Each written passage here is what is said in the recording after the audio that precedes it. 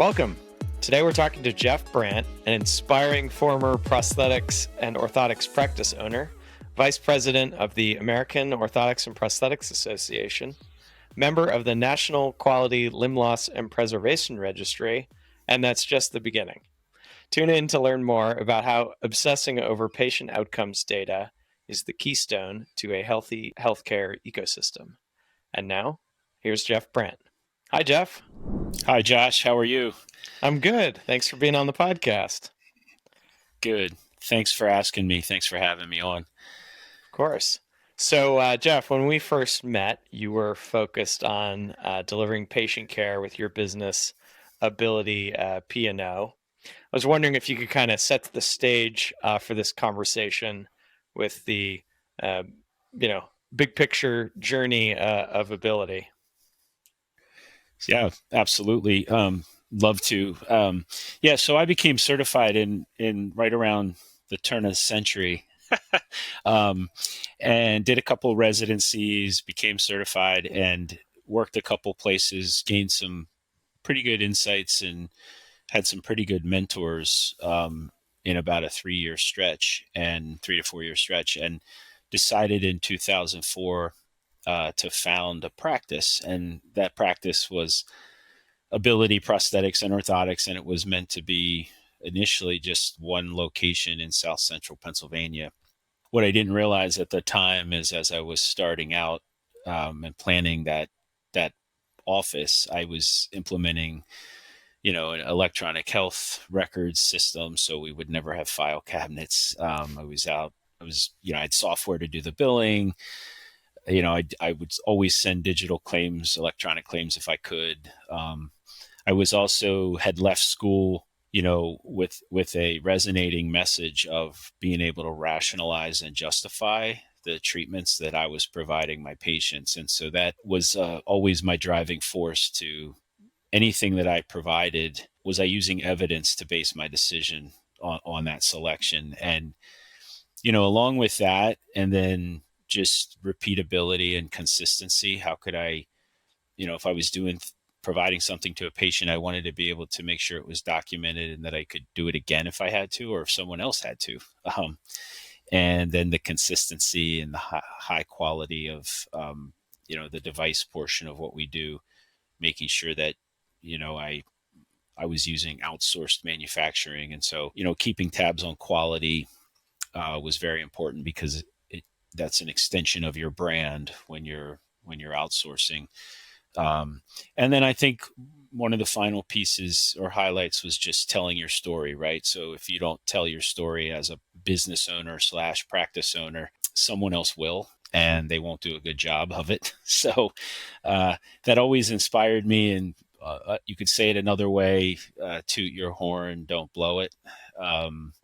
But yeah, you have to be out there sharing with people. And we have a lot of human interest stories, as you know, in this profession. And if those patients are willing to have their stories told and shared, I think that can go a long way within the community and the population of patients we serve. Anytime a patient that's, at the beginning of their journey of receiving a brace or a limb, if they can hear from a peer that has gone through the same process, I think there's not much more valuable than sharing a personal experience and letting other folks hear that and draw from it. So, yeah. So, Ability for me was always, data driven, and repeatability and consistency. And anytime we could try new products or be early adopters, those types of things, really just be as objective as we could in our education of patients and other members of the rehab team that we interacted with. You make this sound easy, and I think at a high level, evidence-based practice is, an obvious goal, but the devil seems to be in the details of how you really implement data-driven methods into daily workflows to realize improved patient outcomes and really grow the business. I wonder if you could maybe share an example with us or two Yeah. about how, getting smart about data unlocked something big for you at Ability. Yeah, without a doubt. I think we just, we looked at how could recording baseline measures not be additive to the practitioner's tasks or duties or responsibilities, and not have it be looked at as something the practitioner did, but that's something that the patient needed in order to get coverage for their device or to maintain that benefit. And so, for example, when we looked at not burdening the practitioner, right, we said, okay, well, there's self-reported outcome measures that patients can assess their own feelings or situation while they're sitting in the waiting area to be taken back to the room. So let's take advantage of that time. That'll be no time lost to the practitioner. And then we started looking at, well, that's great if you can get a patient to do a self-reported outcome measure, but then where does it go and what happens to it? And if it just gets saved in the system, great, everybody gets a star, but did we actionize it? Did we process, did we interpret that data? That's very valuable feedback from a patient, but we have to make sure we're utilizing it. So anyway, I think the simplest form that we took was, we took something as simple as like a balanced confidence scale, and we would assess the patient, pre-device and post-device. And we got to the point where we could process the results of that in a pre and post graphic. And then we would have our practitioners send that report, if you will, that outcome report, to the referring physician and the therapist to show that the confidence level was X before the brace fitting, and then it was much improved balanced confidence after fitting the patient. So at least we had something we could point to that way. And what we did, we kind of came up with qualifying type patients / diagnoses / cases that we would say, okay, you had, patient location A, you had 19 patients this month that would have fit the qualifications to have done a balance confidence scale on, and you performed it on 15 of the 19. Congratulations, that's a really high percentage. Now let's look at the 4 that you couldn't, and when you couldn't, we had the admin and the practitioner trained to put a reason why they couldn't assess, so that we could also learn from that. Was it challenging because of time commitment? Were you on the road seeing a patient at their house? What was the limiting factor, so that we could try to remove those barriers at some point? And then also we set quarterly goals. So maybe there were 19 qualifying patients, back to that example, that could have had that test performed. Maybe the first month or quarter we trained on it and educated on it, we might have only had 3 out of the 19. And so instead of penalizing that location, we simply said, hey, what factors led to you getting 3 of them? Oh, well, I forgot most of them. I wasn't ready. I didn't think ahead. Okay. And then we just kind of tried to find the silver lining in them going from nothing to 3, which is a big deal and should be celebrated. Now can we set a goal of 8 or 9 for the next month or quarter?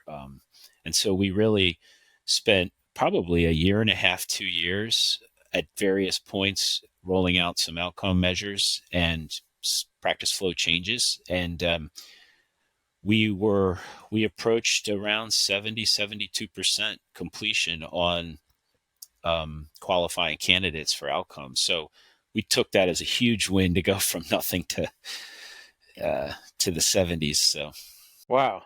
So as you kind of talked through this example, it sounds to me like this was born out of a desire to kind of quantify and sort of benchmark performance for the business and individual business units.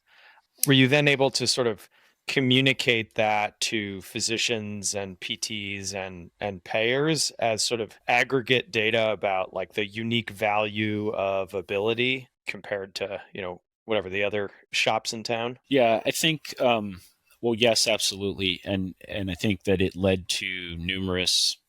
Brian Califf, who you probably heard the name, Brian did a lot of study designs and collaborations, for and with ability, and took a lot of these outcomes, data and results, and ended up presenting them. So, yes, it very much within the profession put us on the map as far as reputationally and our contribution to the profession. And perhaps there's been areas where people have built on that, just like with any other research type of approach, right? You leave Mm-hmm. off, you say where your gaps are, and somebody else picks it up.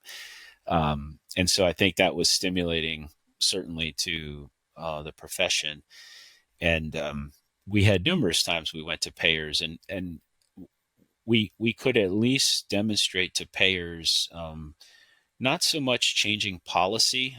I don't think we're there yet as a profession, but we were able to, I would say, make case by case, substantiations and support that, we had real metrics on the impact that providing that device and that care was having on that patient's life. And at the end of the day, you show that, and then they say, well, what's the standard? And you and you Mm-hmm. say, well, there is no standard, but this is a level above, hopefully, where the other providers are saying, hey, because, or the Well, and doctor you, referred them. yeah, Yeah, you can at least speak to the standard for your practice, which that's is right. is better than nothing. Yeah, that's really interesting. So you kind of did it feel like you hit a tipping point where you now had enough data and the kind of reasoning around that data to really positively impact individual patient uh, Yeah, claims. yeah, absolutely. And you know, there were insurances that would say, hey, we love the packet that you sent us. We're gonna this is very anecdotal, but it's like, we're gonna hang on to it. It's on our shelf, and Wow. we're gonna utilize it against other submissions. Okay, great. But I also think too, as the data built up, one of the ways, just to give you another example of how we utilized it, kind of back to the practitioners and then to the patients, is, at one point we produced, I think it was AMPRO. We took the AMPRO result and we would plot it on a histogram for the patient that was in the office against other patients like them, just with two variables: decade of life and level of amputation. Hmm. And our program would spit out a histogram of just those patients from our own database. Of course, aggregate, de-identified, all that. And the patient, Mary Smith, she would be plotted on it. And we could say, now patients like you 4 weeks from now were up here then, or they were down here. And so we could almost show like a progress curve or a rehab curve.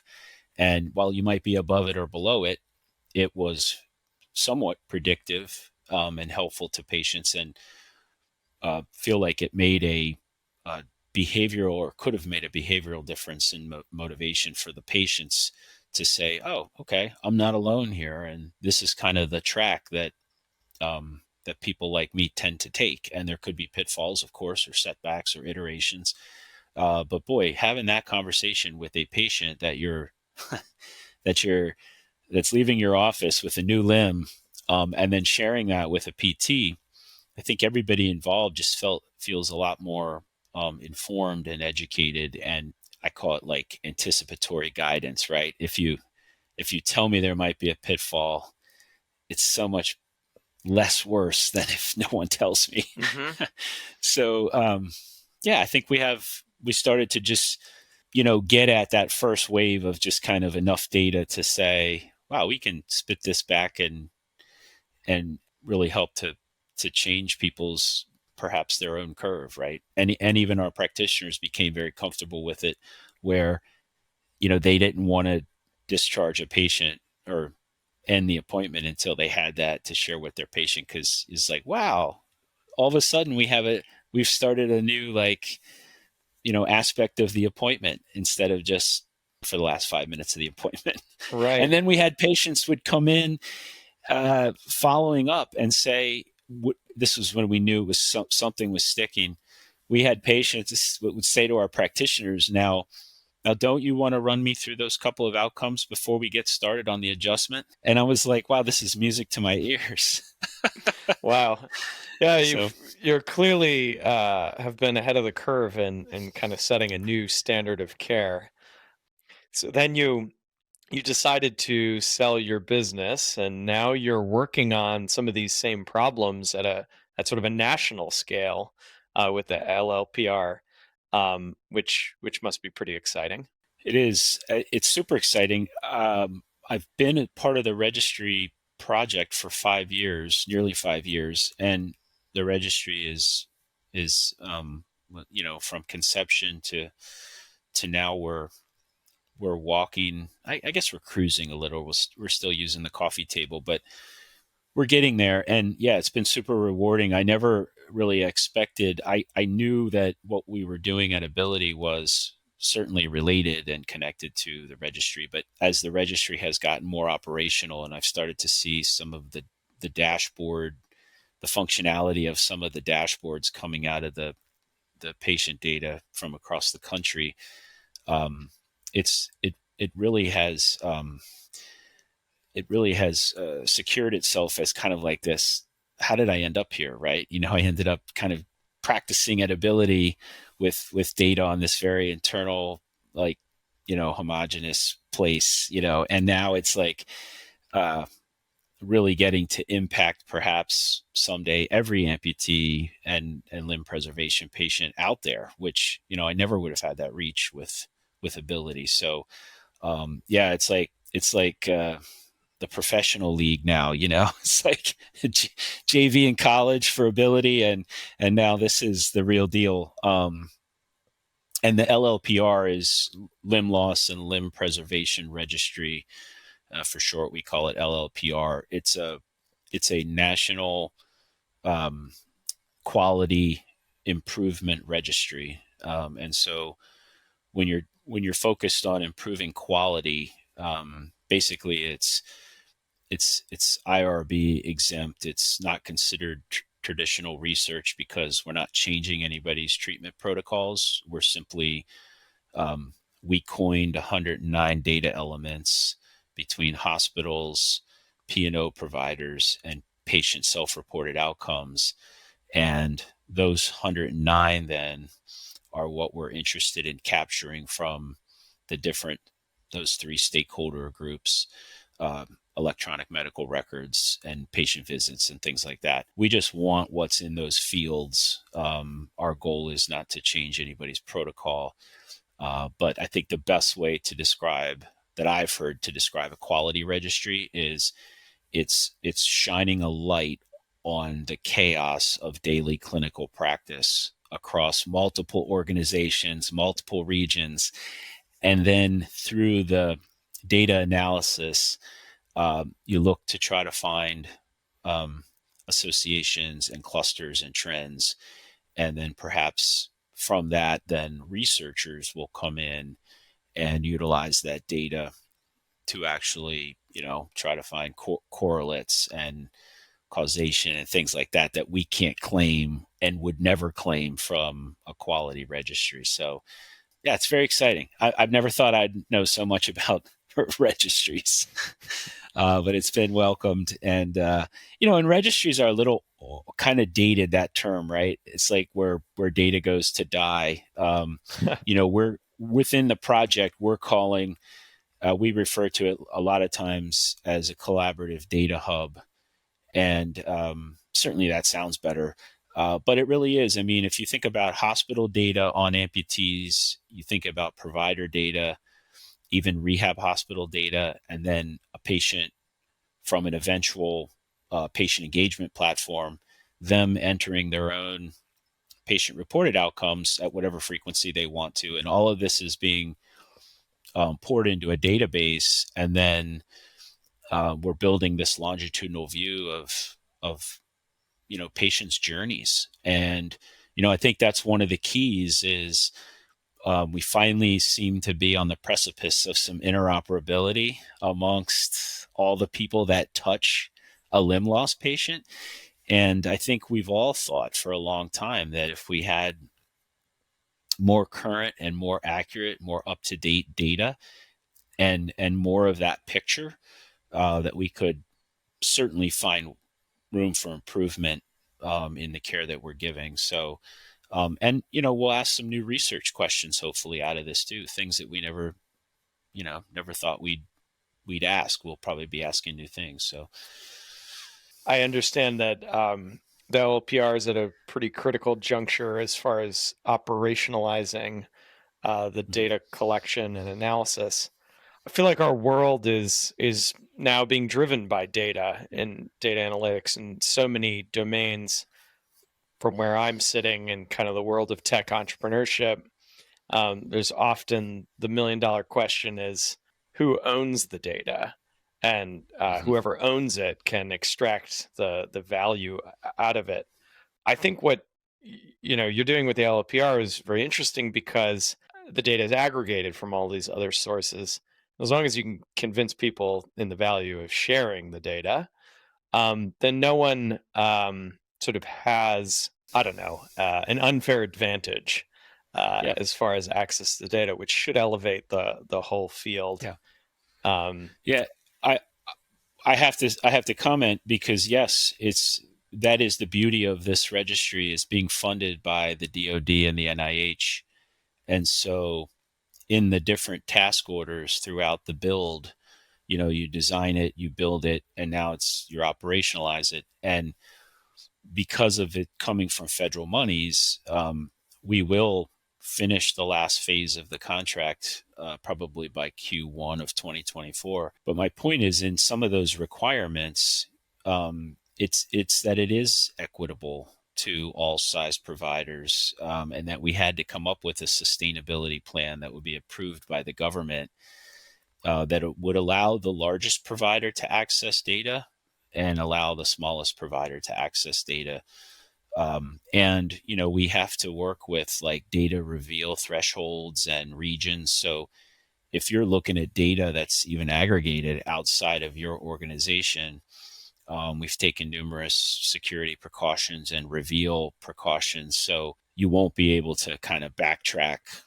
Well, let me look at my region, and then I'll be like, oh, that's what whoever's practiced, because there's no, it will have to be mixed and saturated to the point where you wouldn't be able to figure that out. So we take that very seriously because, in a way, if we don't protect that, you're right. No one's going to share their data for fear that it's going to be mishandled. So no, to get the full value out of the registry, we got to take care of it. Personally, very involved, very interested in getting engaged with the data and seeing what insights it might help us unlock related to product development. So I wanted to segue to product development because you've been involved in a few technology ventures, both as a founder and as an advisor.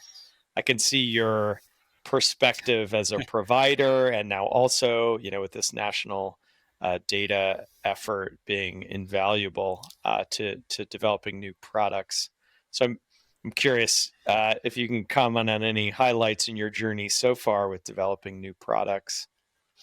Yeah, so I've just had a really cool experience. As a practitioner, some more than others are on the road, and you're practicing out of the trunk of your car, and so you're running out of a skilled nursing facility or a hospital or something to grab a tool or something.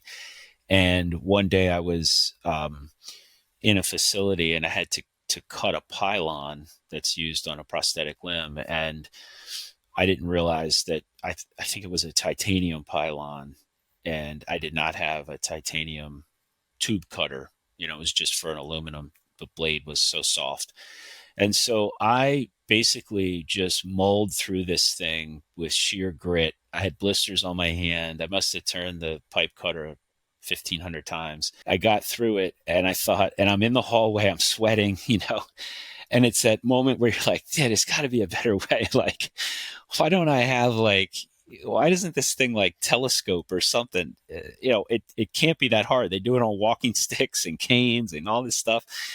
And so one thing led to another, and I talked to a friend of mine who said, "Hey, we can develop something like this." And we got tied in with an engineering firm in State College, Pennsylvania, which is my alma mater at Penn State. And by a little bit of luck, we went up to meet with the firm, and the one of the lead engineers had tubular design experience. Now go figure. So he had been designing wheelchairs and strollers and all this stuff, and we're like, "You're our guy." And so he put together a couple mock-ups and a couple of ideas, and next thing we knew, it was probably within 4 months, we had filled out a provisional patent and had a working, proof of concept, and we started doing bench testing on it, and we ended up patenting the worm gear that was inside. So it was basically two little pieces of pylon that were connected inside by a worm gear. And when you rotated, if one end of the pylon would be fixed on the foot or the socket, the other end free. And when you spun it one revolution, it would change height by a 16th of an inch. And there's some, yeah, if you have the toe toed out, would it be a hair less than a 16th of an inch or a hair more? Of course.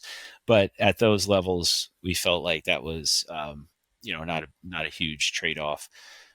So yeah, we ended up with a pylon that could change the height of a limb by, I think, something like 1.25 to 2.5 inches or something. And we did a small little pilot, and I got to just share this because I always thought like, hey, if you invent something, it's got to be quicker, faster, or better, right? Nobody wants anything that doesn't, like, so we did a little pilot, and we found across some of the ability offices that it took on average, I think 12 to 14 minutes to make a change to a height of a limb in the lab. And once we introduced the adjustable pylons, it went to 30 seconds. And then we started sharing it with, rehab hospitals, and we would say, hey, look, there's an adjustable pylon. It's for definitive use.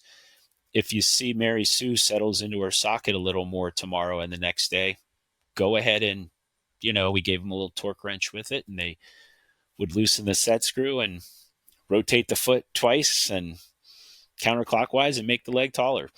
And it saved callbacks. It saved patients coming back in. So it was pretty exciting. We sold it on our own for a couple years. We only ever reached about 2,000 units per year. We had all the kind of typical traditional supply channels, but we just didn't have the penetration into, all the offices and all the organizations. And, when you get into product development like that, people develop their own right conceptions and misconceptions of what a product is or isn't. So that prevents sales sometimes. And so we sold the intellectual property to Oser in, I think, 2018. And they proceeded to make one design tweak to it, which we were very proud that when the group of engineers got a hold of it, they only changed one little thing, and they made it black. And they started selling it in their leg in a box system coming out of Florida, of their central fab. And now it finds a lot more patients than we ever would have found with it. So I think that was a fun project, and I think it really helped the field. And I think most offices now, you go in, there's a couple adjustable pylons in there, and people can use them for definitive use, but they use them for trial fittings, but they also fit them in the final. And then a couple of other products along the way I've been an advisor for, which has also been, you talk about the patient journey. Ability functioned as kind of like a contract research organization for, early product development. So we always had, we were attracting opportunities like that. If someone had a product and they were early to market or about to come to market, they could always hire ability to, design a study and carry out a study like a manufacturer sponsored study. But again, knowing full well that whatever came of that study, if it was a white paper, you could work with the manufacturer, but if it was going to be a full-blown peer-to-peer, peer-reviewed, it was going to be whatever the data said it was. So we had some good times with that stuff. And again, I think had an opportunity to influence or impact the field, that we need more of that type of really just pure study design type, and not just, your aunt or your uncle trying the device for a couple weeks and then, the practitioner saying, "Oh, we love the component." I mean, the practitioner has to like the component, I guess, to a certain degree, but I think all of that, all of product development and product implementation should be more driven by what's best for the patient. And then if it also happens to be, you know, convenient for the practice, great. But if it's not super convenient, it shouldn't stop people from, going for that best and highest outcome. So Yeah, I've heard it's the term designing the product for the prosthetist, which is kind of a disparaging way of describing how products get developed sometimes. But I yeah. think you and Brian and the Ability team have done a remarkable job of kind of bridging the business end of O&P with the scientific research and development community, as well as, of course, the patients. Yeah. Um, so, minor question. I personally love Yeah. using this adjustable pylon in our R&D, so thank you for that. Was the one design change changing the color, or was there something else too? Oh no, I think the thickness of the collar down near where the four adjustable, screws are to tighten it to the male pyramid. I think that they thickened certain areas of that collar, to Someone which we were someone probably ran a fatigue fine. analysis and found something that could be Yeah, better. I think so. I think so. That's funny. But yeah, it was a simple design, and like you can probably understand or relate to this, and for listeners, I think a long time ago I made a visit to Fort Detrick, Hmm. to Tatrick, and I forget the acronym, but it was basically there's a development goes on there for biomedical, and there was a prosthetics portfolio of companies that were winning grants and developing things. And I took a tour there, and the former director there said to me, battlefield ready is, low tech, has to be able to be wind resistant, rain resistant, ideally no adjustability or self adjusting, and very few like pieces. And so when we were designing the pylon, we took that to heart. And it's amazing how rewarding the simplest of designs are when they end up, you can meet the criteria and you impact people. It's just like, tech devices are great for sure, but when you hit something like this, it's altogether, I think, different and special. I think it's awesome, and I see tremendous potential for many more simple yet effective products. We just sort of lack the data, I think, to guide the Yeah, development. And I mean, commercialization in this yeah, field is so hard. So, yeah. yeah, a big tenet of my work is trying to make that Hmm. product development uh, easier, faster, more effective. And we got to get you down to the lab here so you can experience the Keplex system. 100% would love to do that. Yeah, I feel like this they're talking about the potential for new products. There is so much potential in this industry, and you're working on a big aspect or a big gap, which is the data collection. But I thought I'd just ask generally, over the course of your career, it seems like the technology is advanced, but delivering really quality healthcare seems like it's just getting harder. Is that my naive outsider impression? Or, do you agree? And why do you think that is? Yeah. Yeah. I mean, I think there's a couple of things.